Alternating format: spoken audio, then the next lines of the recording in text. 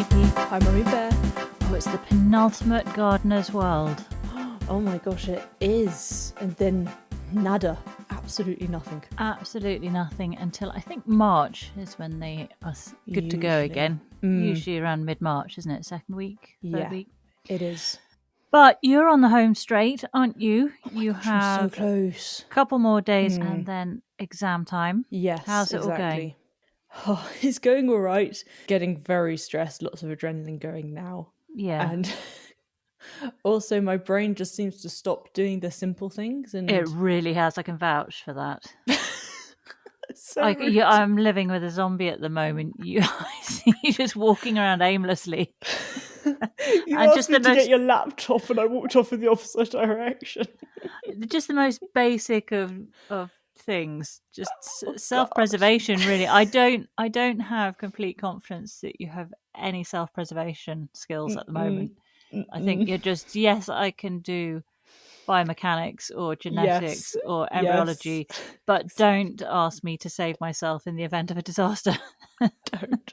Really don't. Now is not the time. I am not equipped for anything. No. let alone multitasking, and cannot even do that at the best of time. And the other thing is, it's meant we haven't really got into the Christmas spirit. Well, not even really. No, I just even haven't slightly. at all.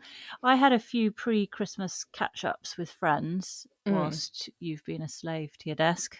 Yes. You and Hobbs. Me and Hobbs. But I'm still not in the Christmassy zone yet, and I think it's because the anticipation of your exams. So as soon as you get home from your last exam, we will play Mariah Carey, Michael Bublé. We'll put Michael Bublé. all the cheesy Christmas tunes on. Yes. And that Irish one, New York. Fairy Tale of New York. Fairy Tale, we'll be playing that. That is the best one. Do some great kind of dancing to that. Be brilliant. Even when I'm driving home for my second day of exams, I'm going to be putting on Driving Home for Christmas. Driving a Chris Rea, isn't it? Yeah. I'm going to be putting that on and just partying. Well, I promise there'll be some baubles in the house. Oh, brilliant. That would be nice. So really, you haven't got much to update us on, have you? No, You I'm sorry have about just that. been reading books. I have been reading books, but do want to say that I have a haircut, which is very, very nice. Done by This is you. true. Yeah. And is liberating when you have a haircut. An exam haircut. Fantastic. Yes. So anyways, yeah. Snipped a bit off. Well, That's I had me. my mole check at Boots. And You that did. is a great service. I can highly recommend it if anyone's got concerns about moles or blemishes on their skin. So I sat with a very nice woman. We had a bit of a giggle about how we're both the same age and therefore dealing with perimenopause at the same time and therefore forgetting everything. She was really lovely. She was a joy. Funny. And she took these close-up photos. They got sent off. And then I had a call within 2 days, actually. So the results are very quick. They have said that there's looks like precancerous sun damage is how they describe it. The more sort of scientific term is actinic keratosis. Ooh. So they recommend a treatment using this Effidix cream, which I think is the one that kind of eats away at all the bad cells. Oh gosh, and leaves when you the get good holes cells. in your face. I'll have kind of a hole in my face for a bit, but that's okay. It's on my upper lip. Didn't you say at one point that you wanted to put it all over your face just to get rid of everything? Well, I did think because, could you just catch the very earliest cells, cancerous cells, that you Not can't sure if it even works like see, that. that no one can see, and just spread it all over your face, let it eat away at all the bad ones. Yeah. Bosh, sorted. I suppose also it would give you a new layer of skin. Oh, A new young skin. yes. I'm Just sure like there are there are- beauty treatments like that where they peel off all your skin and... Oh my gosh, it's the most. But also, it's like old celebrities who get their kind of their grandchildren to give them their blood or something, so that they can have young yes. blood. Yeah. There's some really stupid things like that. There is that multimillionaire who's going to live forever because he's doing all these treatments, he says. So he was having his son's blood, I think, transfusions with his blood. Anyway. Well, I can highly recommend getting your moles checked at Boots. They send you a 4-page PDF with all the details in it, which you can take to your doctor, and then you can get the prescription if it's for things just like the cream. And I guess if it's something more serious, you've got to have things cut out. Again, it's something to take to your doctor and get booked in for that as quickly as possible. So that's all sorted. Well, at least I've got the results, so I just need to get on and see my doctor. Yeah. Also, we have a new oven, so oven gate is resolved. This wasn't without a lot of dramas, which we won't go into because it's far too tedious. But too many we have dramas. one, so it means we can actually cook for Christmas. Oh, which is absolutely fantastic. It's not just going to be hob-based. Yes, exactly. But Sweet Pea, on the topic of cooking, I wanted to tell you some very interesting information about your friend of mine, garlic. You know how much I love garlic. I'm only your friend. I insist that you eat loads of it. Yes. I eat loads of it. I mean, as you know, your grandmother, who's Swiss, she is very into garlic as well. And when she moved to this country in the 70s, or maybe late 60s, would have been late 60s. So garlic wasn't used half as much in cooking back then in the UK, and it was seen as quite a sort of exotic food. And apparently when my brother and I were little things in prams and pushchairs, and strangers would come and have a look in the pram and go, "Oh, sweet," and sort of ruffle our hair and prod our cheeks, you know. Apparently Mum says that they would often recoil quite rapidly because of the stench of garlic on our breaths. Really? Yeah. Oh my gosh, that's hilarious. So it's always been a very big part of my life from a young age. But I only found out this week that how strong garlic is obviously depends on the variety, but also how you prepare it. And did you know about this? No. Well, garlic contains alliin, which is initially inactive. And when you cut or crush the garlic, the cells break and alliinase activates, converts to alliin, which then converts to allicin. And allicin is what gives garlic its heat, its aroma, that sharpness, well, that sort of complex flavour to it. Okay, yeah. So the more cells damaged, the more allicin there is, and therefore the stronger the taste. So there's a very big difference in how much allicin is released depending on how you prepare your garlic. Okay. I had no clue about this. So whole garlic, when you cook that, you get a soft, sweet, sort of nutty taste. So you know when I roast whole garlic cloves in with our veg roasts. You can spread it on bread as well. Yeah, and that gives you that nice sort of mellow flavour. Sliced garlic gives a gentle aroma, more kind of balanced heat, and that's because there's minimal cell damage in those, and that's good for more your stir fries, garlic oil, Italian sauces, that kind of thing. Minced garlic is sharper, it's a brighter flavour, and that's good for your garlic breads, dressings, pan sauces. Then crushed garlic is the strongest flavour. So that's what I always do with our avocado sort of guacamole thing. So that's why you say to me, "Oh, you've put more garlic in this." And it's not that. It's because I crush it. And I used to slice it. I used to chop it up. Would. Whereas now I crush it. So that's why it tastes like I'm putting more in. But I promise I'm not. I wonder and that's good for chutneys, marinades, things like that. I wonder if also then it would change if it takes you longer to chew it in your mouth or not. If you're crunching more and releasing then more of the cells. Well, or if you're just kind of swallowing it quickly. What it says is you should, after you've prepared it, you should leave it for 10 or 15 minutes because it needs to kind of rest for that amount of time before you're then cooking it, because it takes that amount of time for the alliinase to finish creating the allicin. Okay. Oh, that's so very if you interesting. heat it too soon after preparing it, so if you chop it immediately, stick it in your pan, then the enzyme dies and so the flavour drops. So if you want maximum flavour, you leave it on the side. But this was a frightening thing that I learned is, if you can make nice garlic oil by putting garlic into olive oil. Yeah, lovely. Apparently, that should be consumed within 2 days of creating because there's a significant risk of botulism. Botulism? So, which is that's what Botox is. Oh my gosh, is that bacteria? Yeah. But if you put garlic into oil, that's a low acid environment. And so it allows the botulinum spores to grow, to thrive, really. And they produce deadly toxins, which have no taste or smell at all. So you wouldn't know that it's in there. And then you can ingest it and be horribly ill. So if you've made garlic oil at home, then if you leave it at room temperature, you're going to have to throw it after 2 hours.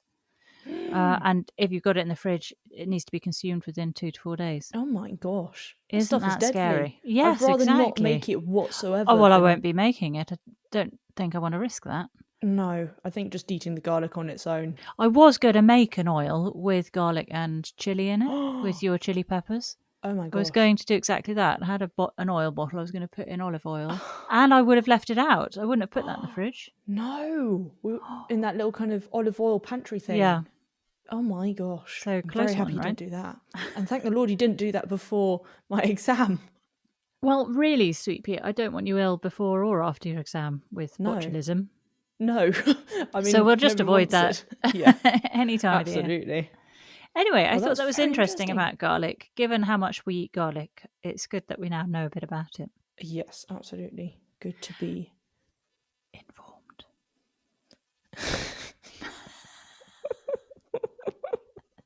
See, this is what where... happens to my brain.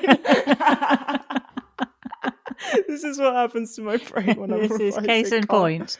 It's exactly what we've been dealing with over the last few days. I'm sorry. Right, do you want some housekeeping from last week? Yes. There were a couple of things. One was the Okay. question of why Monty was saying he puts everything on his compost heap apart from meat and also cooked veg. Yes. Yeah, you didn't know why it was cooked veg. I didn't know why it was cooked veg, and the answer is that you should generally not put cooked veg on compost because it breaks down faster and therefore it attracts pests. You're more likely to Ooh. get rats and flies, and it's smelly sooner. Okay. So really don't put them on your compost heap. Apparently the one time when it could be all right is if it's a hot or sealed system. So like Michael Ooh, Kennard does with tumblers. Compost Club. Yeah. Yes. So they get hot enough. So I think anything goes in then. Yeah, it gets really hot. Gosh, you can almost burn yourself with I think he was even putting meat in, wasn't he? Yeah, I think so. Well, the other bit of housekeeping is snail shells versus oyster shells. Yeah. We wanted to see if our version could work, given our lack of access to oysters. It's not just access, lack of funds. Yeah. So apparently and adding cider taste vinegar buds. to snail shells will also release the calcium and fab. make good feed. Same goes with eggshells, though, as well. Oh my gosh. Okay, I'm going to do a mix of then snail shells and eggshells, and that'll be great for plants. Great stuff. Fab stuff. Would you like some No Way News? Let's go for it. No way news. And I'm promising you guys that I am going to have the keyboard out this winter. We're going to make some jingles for No Way News and other things because it's going to happen and I'm going to have time to do it as well. You'll So have that's your gonna be music amazing. hat back on, won't you? Exactly. Microphone out. Yeah, Off we that'd go. be nice. Right, so the first story I have is from Finland, and Finland is trailblazing how to handle the heat that is produced from data centres. So Okay. it's a big problem because all these data centres are creating a huge amount of heat. A lot of energy is involved. Okay. And so Finland have a project called the Hamina scheme. Hamina is a city in Finland. And it's a heat recovery project in conjunction with Google. So Google is in cahoots with them over this. Okay. And it's at their data center campus in Hamina. And rather than waste all the heat generated by its servers, they are working with a local energy company called Haminan Energia. And they are routing all that heat into the town's district heating network. Oh, well, that's brilliant. Isn't that fantastic? So sounds using amazing, this yeah. method, and it started at the end of 2025, so right now they've kicked off with it, having built the infrastructure to be able to reroute all that heat. Yeah. Using this process will supply 80% of the city's annual district heating demand. So that's heating all homes, That's good. public buildings, schools, and so significantly reducing their reliance on fossil fuels. I mean, that is absolutely brilliant. I wish everyone could do that. Then, Yep. gosh, Well, costs would be down. as I say, they're trailblazing. So if Yeah. this really does have good results, then hopefully that'll get spread across Europe and then hopefully come over to the UK at some point. Can't imagine oil companies would be very happy about it. But I think it's brilliant. Far better way of doing it. Absolutely. Now, I have a story about artificial intelligence. We often give it a bit of a hard time. I'm always trying to find some good news about it because at the moment I just get quite depressed about AI. I know. Also, how it responds to you now. It's got a bit of sass. Has it? Yes. I have seen where people have set up ChatGPT or AI on one phone and on the other phone, and they leave them to have a conversation with each other. And it gets really weird. It gets really creepy because they're both sort of passive aggressive. Yes. Anyway, It's very funny. this is some nice news about AI. There are Oh, AI-powered cameras which are protecting the rhinos in Kenya. Oh, So they've brilliant. been using this now for a few years and have found that in the last 2 years there's been a significant drop in rhino poaching as a result. And in 2020, Great. there were no rhinos poached at all in the entire year, which is just mind-blowing Oh, it's because brilliant. it's become this sort of runaway problem. So Mm. they're using these high-powered thermal cameras that are equipped with night vision, and the artificial intelligence can detect if it's humans, wildlife, or vehicles that are moving around, and Brilliant. then they send us sort of automated alerts back to the operator of the camera system, and then the staff can quickly respond. So it means that no longer can poachers be going under the cover of darkness because they're just there as this big glowing white light in the black Yeah. of the video screen. It's So brilliant. they're really more prominent than they would be in the day. So It's really great fantastic. news to hear that. I'll put a link to the whole story on our website, and you can have a look at that, Sweet Pea, after your exams, not After the before. exams. No, can't get any more information in this head. My last bit of No Way news is a funny but also sad story. This is about the world's loneliest tree. Oh The no! most isolated tree in the world What? was an acacia tree in Niger, or Niger, as you'd say in French, in the Sahara Desert. Oh It yeah. was 250 miles from the next nearest What? tree. So really, really isolated. It had serious significance because it was, people would say, right, if you're heading through the desert, you will find a tree, turn left at the tree, so it was used as kind of Helpful, very helpful. yeah, like a signpost almost. And in the Yeah. 1930s, it even featured on official maps for the European military campaigners. So it'd been around for 300 years. And then in 1973, a guy ran over the tree with his truck. He was drunk. What is wrong with people? Isn't that so sad? You- So this tree is no more. Oh my gosh. I mean, come on now. I was also thinking, how on earth did the tree even get there in the first place? Because obviously it didn't fall from another tree. It's a acorn or very whatever. good question. And Someone planted it. was, well, the tree, it's because it'd been there for 300 years. It's when the desert was a slightly more hospitable place. Oh, okay. So it used to be a lot greener in that part of the Sahara, but Gotcha. over time, obviously, the sands took over and a lot of drought in the interim. Yeah. The thing that makes me laugh is that he's in this expanse of desert, and What's so he's obviously thinking, I'm drunk, but who am I going to hit? Everyone's safe. desert. I'm fine. It's a desert, and there's only one tree And he in had to hit the one the tree. entire vicinity, and he hits that tree. Right, tell me your plant fun fact. Okay, well, my plant fun fact, actually, slight link to your last Nowhere news, is about this plant. Absolutely fascinating. It's called the resurrection plant. Have you ever heard of this? No, I haven't. Its official name, hopefully I say this right, is Selaginella lepidophila, also known as Rose of Jericho. Anyways, it's quite an amazing thing. It's a moss, once again, another moss, and it's a tiny little spike moss. It's quite pretty. It looks almost like a fern when it's unfurled. And it has specialized cells which allow it to withstand such extreme heat and dehydration that it can survive for, now there are different sources, some say years, some say months, without water, without a drop of water. And what it does is it curls in on itself. It's like a tumbleweed in the end. It looks like a baby tumbleweed. Oh, And it curls itself so tightly that it keeps the last little bits of moisture in there. And then it looks completely dead.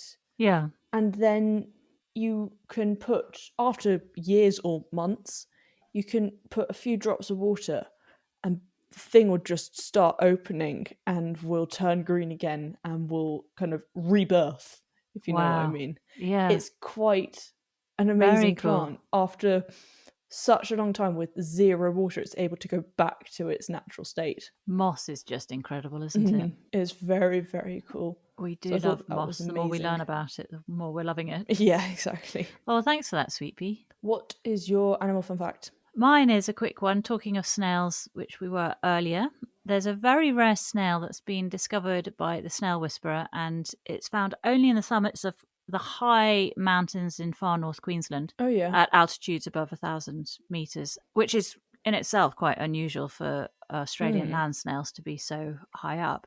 And it's been named Crikey steveirwini. So you know Steve Irwin? Yes. The Know exactly crocodile who that is. guy Yeah. who is sadly no longer with us after being stung in the chest by a stingray. Yeah. Well, it's been named after him, and so Steve Irwin, Steve Irwini, Oh, and really? the genus of the snail is Crikey, because Steve What? Irwin, his exclamation all the time was, "Oh, crikey! Oh, boy, crikey, mate! Oh, crikey!"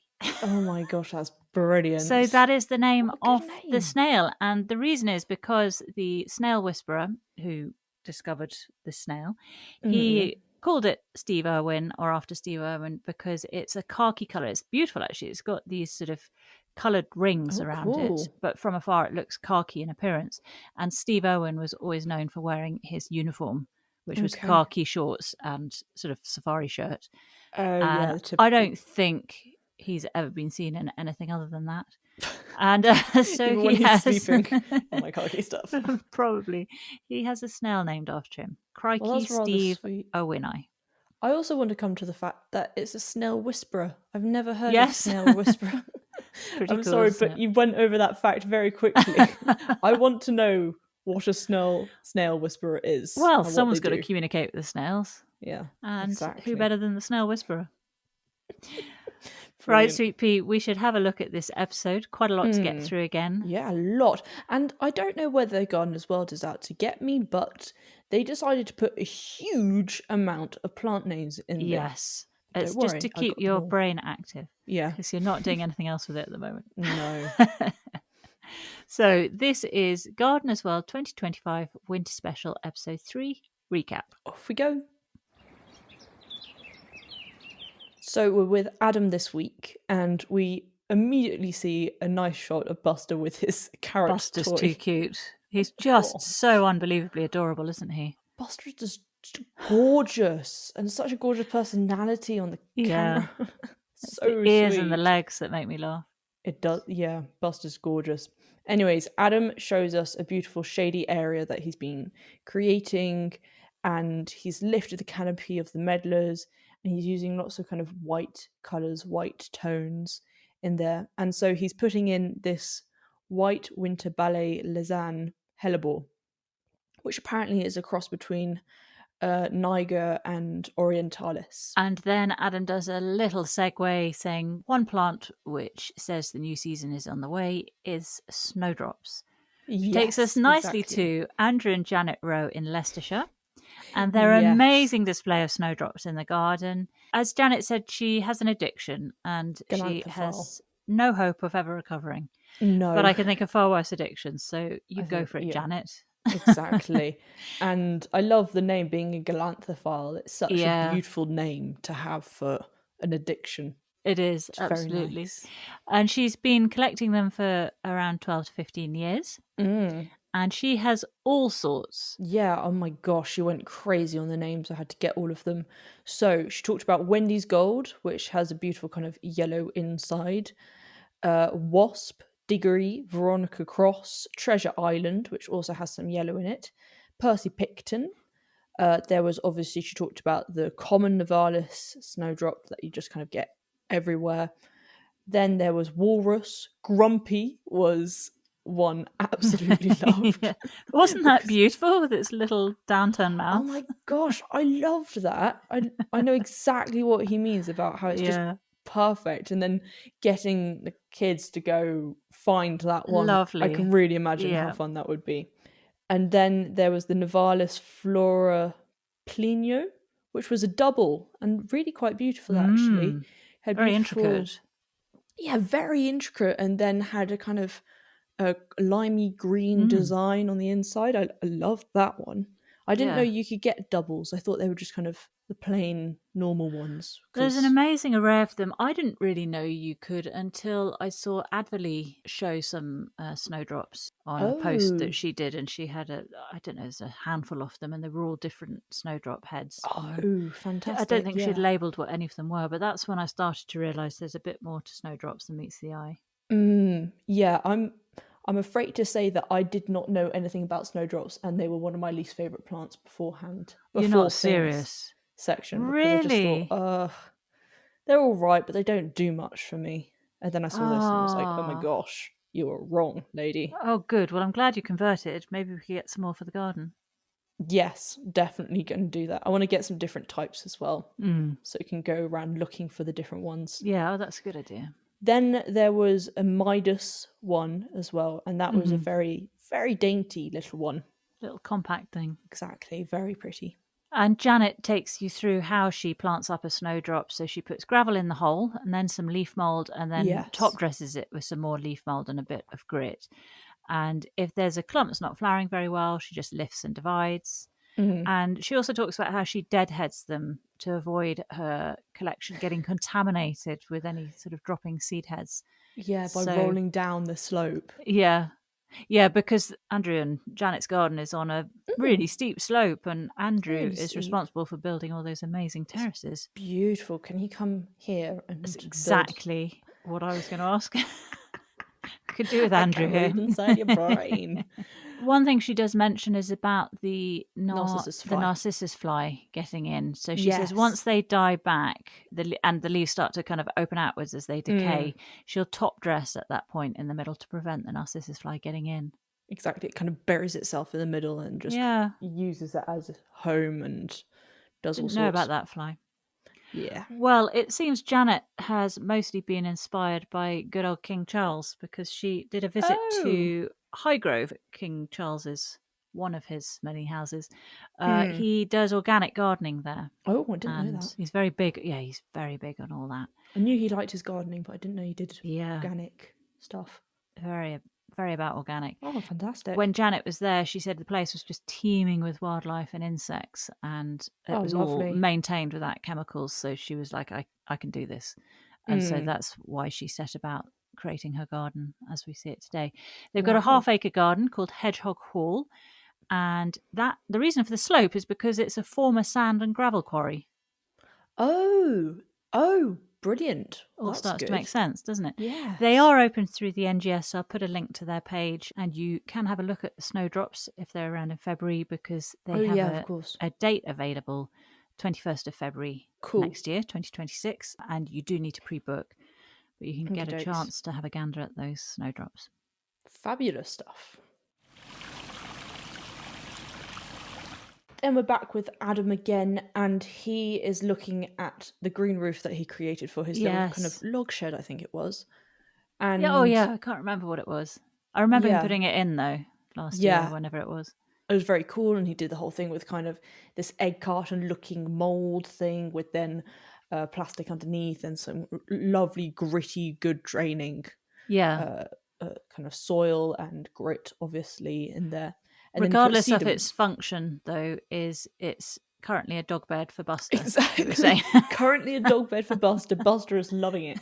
I mean, if Hobbs was Buster's side, Hobbs would be on that roof as well, Oh, snuggling for up sure. there in the sun, In loving the hot it. spot. Yeah, and it Exactly. looks so soft and squidgy as well. It does look so soft and squidgy. Anyways, Adam was just repairing it, so he was with some new plants, kind of just popping those in the old spaces after having kind of dug out the not so good looking areas. Yeah, and then we are with the wonderful Carol Klein, and she is at Bowood House in Wiltshire. Yes. And she is visiting in this segment the 4-acre walled garden, which has only just opened to the public for the first time in 270 years. Oh my Just gosh. stunning. This Karen big must be so red happy. brick wall surrounding it. Absolutely gorgeous. And she talks about the succession in the borders from early spring to late autumn. Yeah. And then she points out some of the most stunning plants in these borders. They were absolutely lovely. She started in, I think it was the shadier area, or at least it was the more mellow toned area that she was in, with lots of kind of greens and whites and possible Yeah. yellows in there. So there was a beautiful Euphorbia ceratocarpa. This massive ball of it. Have you know. seen a bigger euphorbia?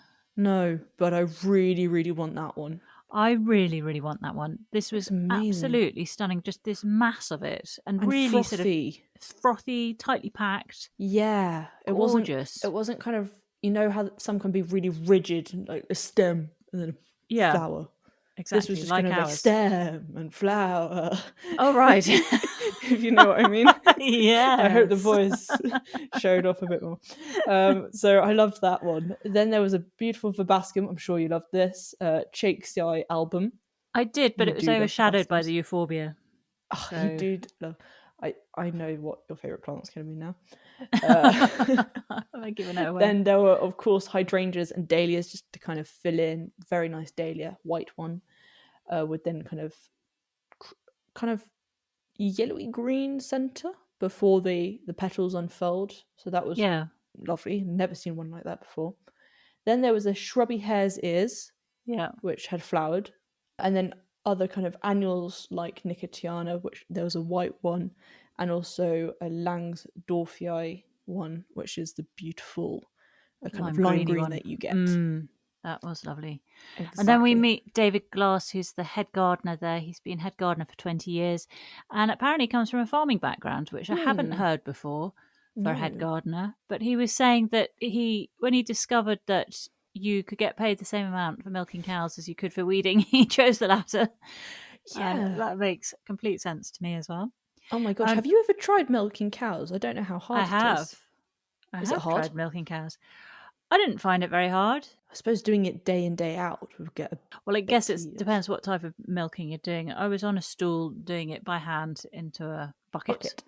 Yeah. And maybe with modern farming techniques, he was working in the stalls where you just got the butt end of all the cows. Oh, and then and you got clamp like on those pumps. machines. Yeah. Oh, those are awful. These breast pumps, basically, just pumping all the milk out. Oh, so that wouldn't be so enjoyable. Are they hot? What, as in, are they painful? Are they painful? Sorry. No, they're not. They're fine. I only used one once. I don't think we need to get into this. It's interesting though. I was about to share with everybody about my breast pumping experience, but we'll save that for another day. Anyway, so sleepy. So apparently milking cows is not as good as weeding, which I can't vouch for because I really hate weeding. So we're going to have to figure out how that works. You do hate weeding, I forgot. Yes, but I'm going to have to do some this Christmas because the garden is slightly out of hand. There's more to head gardening than just weeding. I think that was just an example of the things he does. I think so.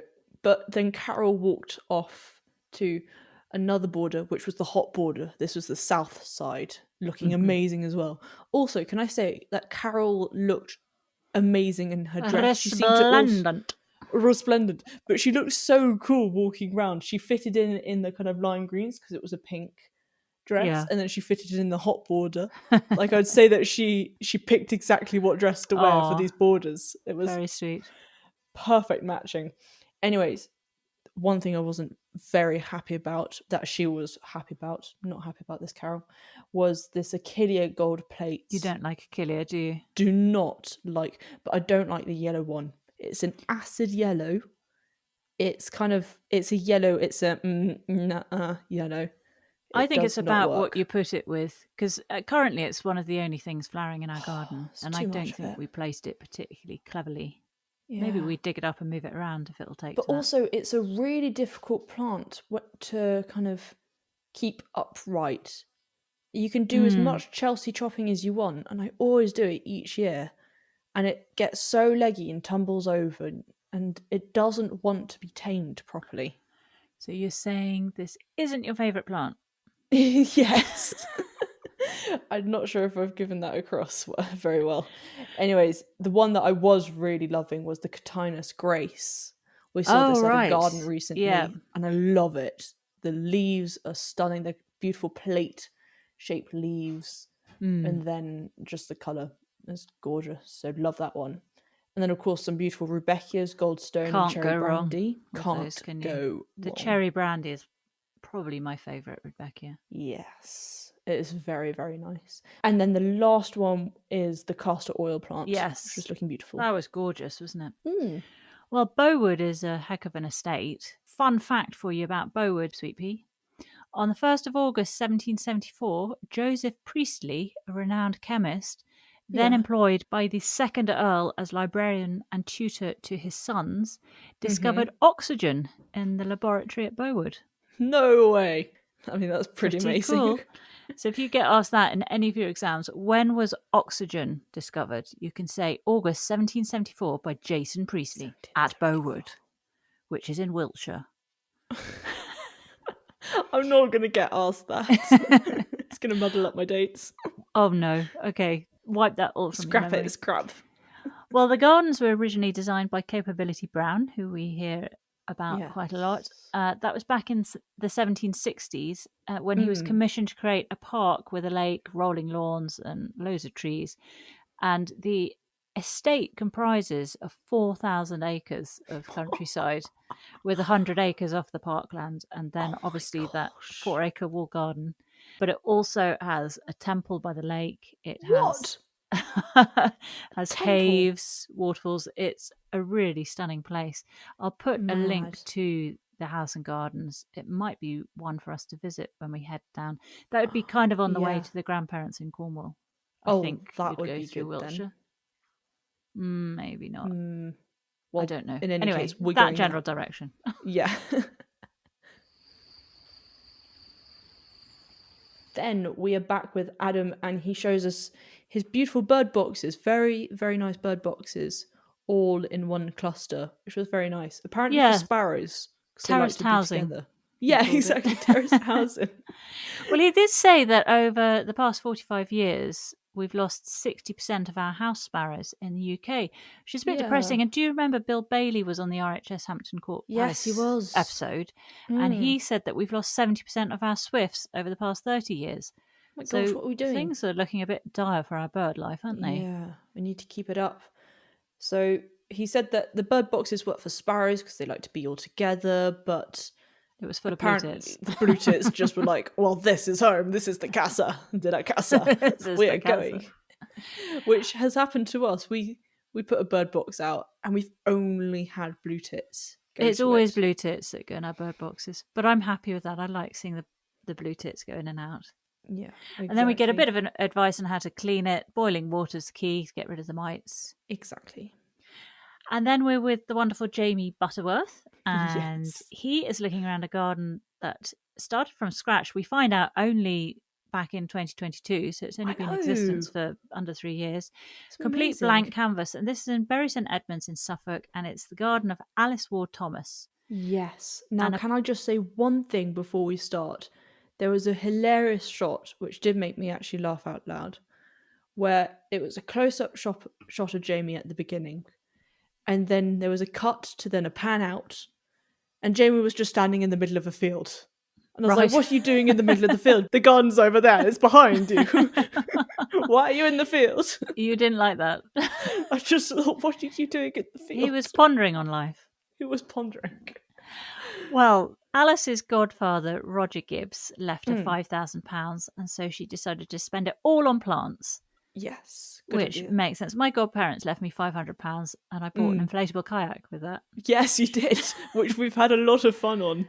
We have used it extensively, but should I have spent it on plants? I don't know. We weren't into gardening back then. Not so much. We were into kayaking though, weren't we? Yeah, we were. So this is perennial planting. Basically, perennial planting is keeping everything very relaxed and naturalistic. Super relaxed, with lots of grasses as well, and kind of lots of blobs. Yeah, lots because of clusters. As Jamie pointed out, there aren't trees. You don't have trees to kind of work with to create your structure, to have your framework, really. So Alice explains how she planned the shape out using a lawnmower, made this kind of half-moon shape, I think it was. Yeah. And then spent half the budget, so $2,500, on 70 cubic litres of recycled green waste. I know, Spread that over, and then in that autumn, they started planting. The joy of planting at that point with a blank canvas. Gosh. That is priceless, isn't it? to be doing that. It's my favourite part of gardening is planting. Was it Alice who said about taking a photo of the garden in black and white, and if it still looks good, then you know you've got it right? And this was what Joe Swift said. Do you remember when Joe Swift visited Alex Mitchell from Mitchell's Flower Farm in Kent? He visited her gravel garden, and he did a little bit on, so he went to visit her and he was interviewing her, and then he said exactly this, and then they cut to black and white of her garden. Do you remember? Yes. Oh my gosh, that's a good point. Alice is talking about exactly the same thing as Joe and Alex Mitchell were talking about her garden. And do you remember Alex was all about blobs, wafts and spikes? Exactly. And it's pretty much the same here. There's lots of different heights, lots of kind of shapes, leaf shape, colours, all going for it with beautiful plants like Phlomis, Thalictrum, Cephalarium. Then you've got kind of blobs of Echinops and Leucanthemum. And then some self-seeders like Verbascum olympicum, Verbena bonariensis, and poppies. Some poppies that come in from the adjacent field. Exactly. And Jamie talks as well about leaving plants and appreciating the seed heads. Because they're good to look at, but they're also great for the birds. As we know, we have a bird issue, so good to keep those going. Exactly. So things like clovers and catenacci, all those, they give off beautiful seed heads. We keep our seed heads, don't we? We keep a lot of them. We keep a lot of that. On purpose. Nothing really gets chopped back until... No. Far later. I would say later. January?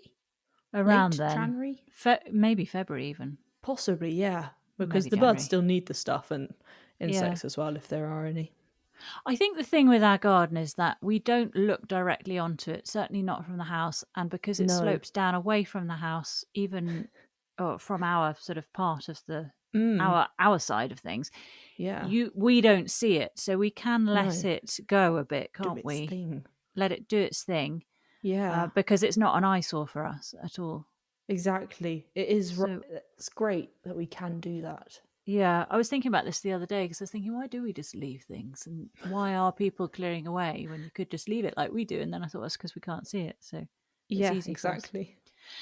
And then Alice and Jamie are cutting back the salvias, and Jamie clocks one of his favourite salvias, the Salvia Schwellenberg. Which was beautiful, really cool name and really beautiful salvia. It's frothy, sort of really intense colour. Can you imagine that? Mass of it. With the Eupatorium from Carol's segment. I liked it a lot, and that's fully hardy as well, so it'd be ideal for us. We should get that. We need to get some plants. We are into salvias. They do very well here, so as long as they can be fully hardy, then we're good. Exactly.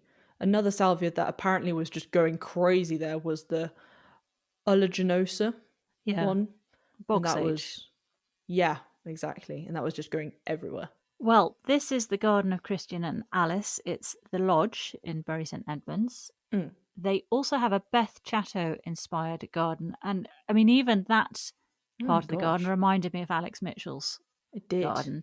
But they have specifically a gravel Beth Chatto-inspired one. So very, very similar to Alex. Oh, very cool. But there is so much history going on here in terms of Alice and her family. We need Adderley on the case, really. But from what I can make out, Alice is the daughter of Charles, who is current owner of Howick Hall and Gardens in Northumberland. And this is the home of Earl Grey. So you know Earl Grey tea? Yes. So this is his old home. And so Alice is part of that family. And they have incredible gardens at Howick Hall, and Alice is very much involved in that with her father and I think her siblings as well. So she's definitely got the gardening gene. She's absolutely hilarious to be. I think she'd be great on a chit chat. Let me read you a post that she put on Instagram from last Monday. To my complete astonishment, Gardeners World got in touch earlier in the year and came and filmed Roger's garden in July. Having been thoroughly daunted by the prospect, the team made the day so enjoyable and a fascinating process to see how it's all put together. Jamie Butterworth completely put me at my ease on camera. I could have chatted plants with him all day, and he was most discreet when I farted quite loudly.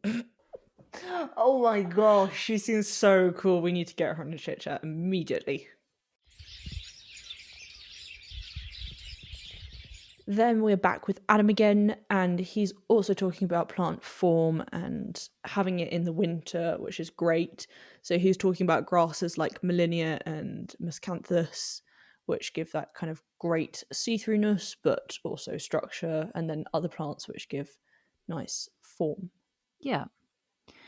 And then we meet Tom Cranham and his feisty dog. Very feisty welcomed dog. into his home. We're welcomed by Tom. I'm not sure his dog wanted us to come in. Not sure. We're looking at his houseplants, but specifically his 8 large terrariums that he has in there. And he says how he's got over 2,000 plants in the house, which includes obviously the little seedlings, but he is packed to the rafters. And a lot of begonias. And he thought that begonias were these big kind of blousy things you see in car parks. But then, so did I, but then he came across these iridescent ones, and they are stunning. They are absolutely stunning. They didn't look real, did they? Their leaf shapes and textures. There was such a variety of them. They were like really kind of almost rhino skin ones. There were ones which were silky smooth and spiky. It was, I mean, absolutely incredible. So he had one called Pavonina. That was a glaucous blue. Very pretty. There was Bike, which was from Borneo. Another one called Ruthier Metallicolor, and Promethea as well. Oh, and Luquana, I think were the names. Yeah, that one from Taiwan, which is powdery mildew resistant. Yeah, but he then also says that he has species in his terraria which don't even have a name, which I thought was quite interesting. I thought, what is going on there? How does that... What does he mean by that? Do they just have numbers? Or how do you say, I want that one? Yeah, and it doesn't have a name. Without having a name. I'm interested in what's going on there. Is he hybridized? I don't know. He does, but he does dabble in making his own hybrids, doesn't he? He does. He says I loved this, how he uses a tuning fork and he bashes the tuning fork, and whilst it's vibrating, he puts it against the flower and that releases the pollen. You would love that. I think terrariums is your thing. I could imagine you having a big cabinet one like Tom's. Yes. Because they were really beautiful, weren't they? So we obviously saw Ben last week, didn't we, with his little terrariums. I did like those as well. And that was the first time I really thought, actually, I could get into this. And certainly you could get into this. And now we've got Tom as well this week. Oh my gosh. It got the cogs turning a lot. Because currently, every time I see a glass vessel of any sort, I'm thinking that could be good for a terrarium. Seriously, I was over at a friend's house the other week for dinner, and he had this beautiful glass jar in his kitchen, and I was only looking at it for terrarium purposes. Should have asked to bring it home. Oh my gosh, that's hilarious. But yeah, I thought it was so satisfying, the close-up that they did of the tuning fork, and then watching that pollen just vibrate off, so incredibly cool. Yeah. And then just taking the makeup brush and gently pollinating the other flower. It's just your sort of thing. And he had an undescribed species, so this is another... It's just strange, this undescribed, unnamed species. But this one's from Myanmar, and he has it in a curry takeaway box, doesn't he? Which is lots of takeaways. He's growing all his seedlings. Now, he said the most important thing with growing begonias is drainage. So he has rock, wood, and clay to create kind of planting pockets on the walls of his terrarium. So so he's going vertically. Beautiful living wall that he had, and he said also about using a lot of the materials that you use for bonsais, which is also what Ben Newell said last week, wasn't it? Exactly, yes. Very, very important. And then my favourite part was when he said how the spare room used to be his wife's office. She used to work in there. And then he was like, that's not going to last very long, so I'm just going to move my seedling stuff in here. His plant nursery. With all of his UV lights for all his plants. And I understand from watching Police Interceptors, I know what he means about it may look a little bit dodgy. A little bit dodgy. And I think Nicola, his wife, still works in there, doesn't she? So she's sort of crammed in one end. That's what I was gathering. Yeah. But I loved how supportive she is about Tom's hobby. Although not just his hobby now, but I'll tell you about that in a minute. She said, because they talk about how he has suffered a lot with stress and anxiety, and how this has really sort of given him a calm place, and it gives him a feeling of self-worth and purpose. And so once again we hear about how I was going to say gardening, but it's just plants. How Just plants plants. in all their forms Yeah, the really smallest do a lot things. for people. And really it's a no-brainer when you think about it, because we obviously release carbon dioxide, take in oxygen. Yeah. They take in carbon dioxide and release oxygen. So Absolutely. doesn't it make so much sense if you get involved with plants, it's going to do your mental health a lot of good. It's going to do your health good. Yeah, I remember just when I bought my orchid, my jewel orchid from the garden centre, which cost me a fortune. But it was the happiest time was when I bought that orchid, because I was so down beforehand. Yeah. And I went out. You told me to go out, and you said, go to the garden centre Get a plant. and get a plant. And I saw that orchid and I was like, you are coming home with me. I love you. It's your little friend. That's my baby. I love it so much. Plants are so important. They really are. Yeah. Well, this was filmed back in May with Okay. Tom, and he lives in that house with his 2,000 plants, also a wife, 2 dogs, 4 chickens, and a horse.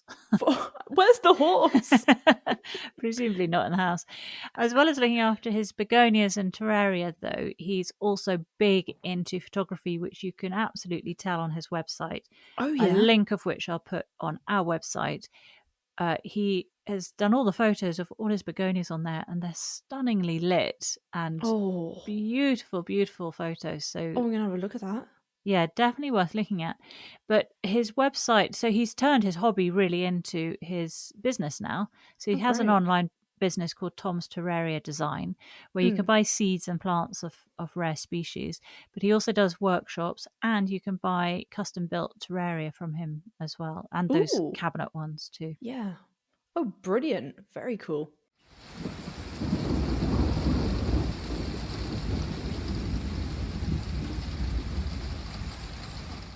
And then finally we're back with Adam, and he talks about amazing carrot harvests that he's having now.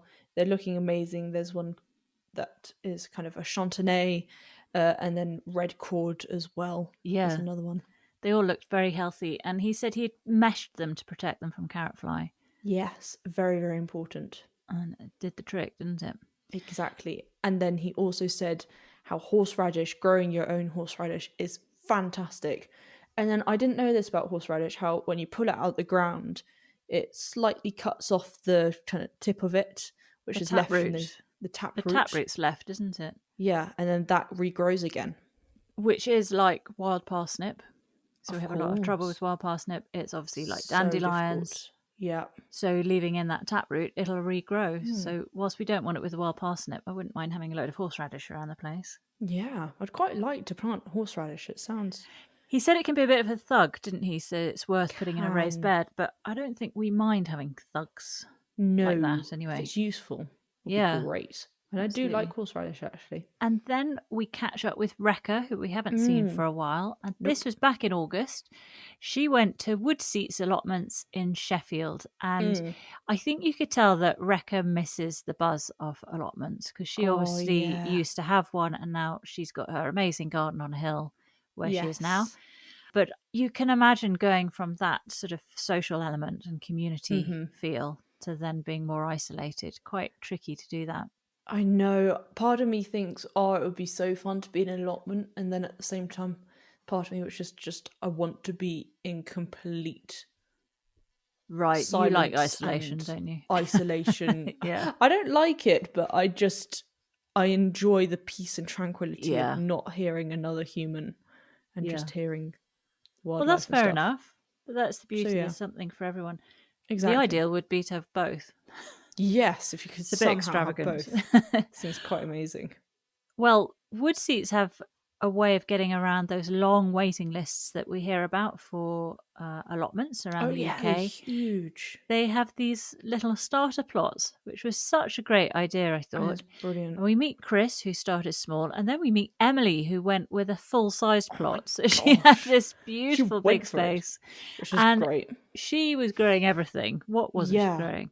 Oh my gosh, she was going from patty pans, acorn squash, rainbow chard, beans, potatoes, then a greenhouse full of apparently a loofah, but it actually was a spaghetti Yes. squash. That's it. I love that. She had cabbages, Cabbage, strawberries, yeah, chives. tomatoes, going for it, and pollinating all of the things in the greenhouse.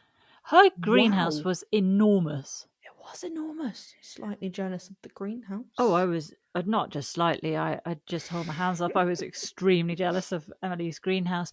It was And so cool. Rekha asks her how she pollinates, and as you say, she pollinates it all by hand. So Rekha makes the very helpful suggestion of opening the windows. I know. And Emily was very polite and said, "Oh, yes. That's a good idea," as if that hadn't ever crossed her mind. Now, either it has never crossed her mind, or she knows and there are good reasons why she's not opening those windows. Yeah, also because pests, but also then airflow. There's so many pros and cons to windows open, windows shut. Yeah. Well, the nice thing about Woodseats, and one of its USPs, I guess, is that the food is cooked on site and shared. Oh And my we see gosh. Pat and Farid are prepping some yummy food from the plots Mm. in a kitchen that they have there on site, creating this lovely, How healthy much lunch. fun. And Farid is Bangladeshi and he comes from a family of farmers. So he Yeah. grows really quite unusual things. Yeah, like the hyacinth bean, the okra, and the koju. Yes, fantastic. I love seeing all these Very, new very cool. sorts of plants. And he said that the kodu has taken him around 8 years of trying. Yeah. It's just oh my not gosh. happening in this country. Obviously, very difficult plant. Yeah. And then Farid makes that point about how allotments have this great community spirit and how they Exactly, get to yeah. share their knowledge and their produce. And he says that's the big difference between that and having your own garden. Yeah, I'm completely on board. And then that last bit where they showed the hub. community garden in itself, the one that everyone would use and look after and swap and share stuff. It was The hub. The hub. Yes, the hub. Sorry, that was the name of it. And Sarah then- was showing Rekha that bit, wasn't she? Exactly. I loved that. That was gorgeous. Yeah, swap and share. Such a great idea. And then just all of them eating round a table, just it looked like Yeah. such a lovely community to have. Really lovely. And we're back with Adam. He talks about how he likes growing broad beans. And the Yes. top tip was you have that little black line, push that downwards when you're planting your broad beans. Then give them a Exactly. water into the greenhouse. Then within a month, they'll be up and well rooted and ready to go in the garden. I will be doing mine this Christmas. Great stuff. I'm very happy to hear that. Yes. So your favourite plant, Sweet Pea? Was actually the snowdrop Grumpy. Oh. From the beginning, I absolutely loved it. I thought it was hilarious and it's made me love snowdrops, knowing that they've got all these little characteristics about them. I love it. I'm really happy to hear this. Yeah. I'm really glad that you're into them because I'd love us to be planting some more. I hope we can find Grumpy because I'd love to get Grumpy. Well, mine you can probably guess is that euphorbia. Oh, yes, of course. I really thought that was incredible, but also I was really taken by those iridescent begonias at Tom's place. Yeah, they were cool, weren't they? And I don't know how much it came across on the Gardener's World programme, but they really are iridescent. Did we see much of that? So when you turn the leaves, the shine sort of twinkles across them. Oh no, I didn't see that. Different colours. So have a look, Sweet Pea, or I'll put a link on our website of some shots of that. Yeah. The begonias. It's so stunning. They're completely unique to anything I've seen before. Very cool. And so what was your top takeaway from this episode? Was having hubs in allotments. I think it's absolutely fantastic and I loved it. Really, really lovely. That gave such a nice energy, that segment, didn't it? It did. Completely just a beautiful community doing what communities do best and just absolutely. Lots of love and life in there. Yes, love and life. That describes it well. Yeah, it was very special. It was gorgeous. What was your top takeaway? Mine was Tom's cabinets. Yes, they were incredible cabinets. Specifically the planting in them, not just these glass cabinets. No, I wouldn't just want that he'd done in them. those. Yeah, of course. Well, we have one more winter special episode to come up. What have we got? Next week, Christmas is coming and Monty and Ned are getting ready for the big day. The lights are up in the doghouse and there is colourful cyclamen and clematis jingle bells to add to the borders. Oh, He sweet. plants up the last of his tulips in pots and shares some useful tips on how to store chilies. Toby Buckland takes his gardening tools over to the new garden of singer-songwriter Will Young, where he's treated to an exclusive look around and gets to grips with a couple of challenging tasks. And Francis Tophill is at RHS Rosemore in Devon, celebrating that evergreen emblem of the season, the holly. Oh, yeah. Arit Anderson wraps up warm to enjoy the stark beauty of an artistic winter garden. A grower in Bedfordshire showcases her incredible collection of citrus. And Rachel de Tame gets into the festive spirit by creating a seasonal doorstep display for a truly warm welcome. Fantastic. I love Rachel's segments. She's so Yes. cool, and I'm going to be doing what she's doing. It gets you right into the Christmas spirit, doesn't it, when Rachel's doing her displays? Yes. Oh, I'm looking forward to that. Well, if you want to get in touch about anything we've talked about on this episode, here's how. If you have any questions, feedback or comments, you can get in touch with us on our contact page at notjustagarden.co.uk or via our email, which is notjustagarden@outlook.com, or you can even find us on Facebook or Instagram and come visit us there and hit the follow button. And if you enjoyed this episode, it would mean the world if you could post a 5-star review. It really helps our podcast climb up the pile. If you didn't enjoy it, bigger polls from us, and please don't. For more Sweet Pea and Bear content, including videos, blogs, guest garden lists, early access to episodes, podcast outtakes, which are great, and community chats, come join us on our Patreon. You can find a link on our website. Right, Sweet Pea, I think you need to be getting a relatively early night tonight because you have an early Up at start 5:30. to get yourself ready for your exams. Exactly. And I shall be seeing you in a few days' time. And I'll be driving home for Christmas. And I will have some baubles out. Oh, yay! And chocolate. Chocolate baubles. Chocolate bubbles. There we go. That would be perfect. Thank you. All right, Sweet Pea. Well, you sleep very well. You too. And I'll see you next week. Absolutely. Bye-bye, Sweet Pea. Bye, Mummy Bear.